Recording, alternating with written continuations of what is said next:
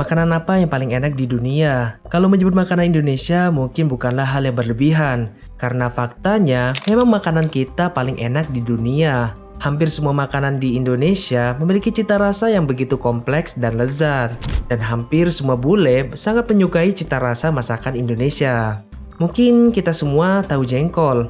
Bagi sebagian orang, jengkol mungkin makanan yang menjijikan karena baunya yang menyengat. Tapi pernah kebayang nggak kalau ada bule yang sampai tergila-gila dengan jengkol? Ya, ini benar-benar fakta. Ada seorang bule bernama Amanda, di mana dirinya benar-benar dibuat ketagihan dan kecanduan dengan sambal jengkol dari masakan Padang. Dirinya bahkan sampai dibuat heran dan seolah otaknya mau berasap. Kok bisa jengkol bisa seenak dan secandu itu? We're having nasi padang for lunch today. Also have perkedel. Perkedel kentang.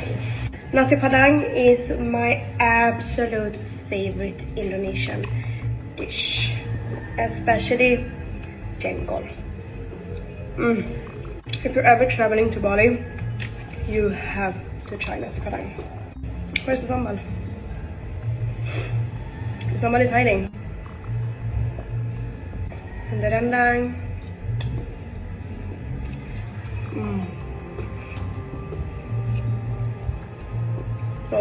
So good. Whole portion of food is 30k. I mean, when I moved to Indonesia 6 years ago, nasi padang was one of the very first Indonesian dishes that I tried, and ever since then, I am stuck. And if you know, eating with your hands makes the food taste 100 times better. How can jengkol be so good? Ya, inilah ajaibnya makanan di Indonesia. Jengkol yang baunya begitu menyengat bisa disukai oleh bule, bahkan sampai tergila-gila. Tentu ini adalah hal yang sangat unik. Biasanya kita orang Indonesia selalu membesar-besarkan makanan barat, tapi orang barat justru malah tergila-gila dengan masakan Indonesia. Dan gak tanggung-tanggung, yang disukai langsung raja terakhir, yaitu jengkol. Dan gak cuma soal rasa, satu hal yang bikin bule benar-benar terkejut adalah harga makanan di Indonesia. Bayangkan aja, mereka bisa menikmati berbagai macam hidangan yang begitu lezatnya hanya dengan beberapa dolar. Makanya kita sering melihat banyak bule yang malah lebih memilih makan di warung daripada di restoran berbintang. Karena mereka paham letak kelezatan yang sesungguhnya dari makanan Indonesia berada di warung. Food I love in Indonesia, corn fritters, they're unbeatable. And anything with peanut sauce is so good. I got it with tempeh, I'm not a veggie, but it's really good though. You got sweet and sour shrimp, that's a new one. I've had that before. This dish is specifically called gado-gado. I ordered rice with it, but I don't actually think I need it because the portion is crazy big. How would you rate yours? Really, really good actually. 10 out of 10? Probably like a 9. I'm gonna have to try that. Kita bisa melihat di mana bule-bule tersebut begitu kecanduan dengan masakan di Indonesia. Bagi mereka, ini adalah hal yang baru. Karena apa?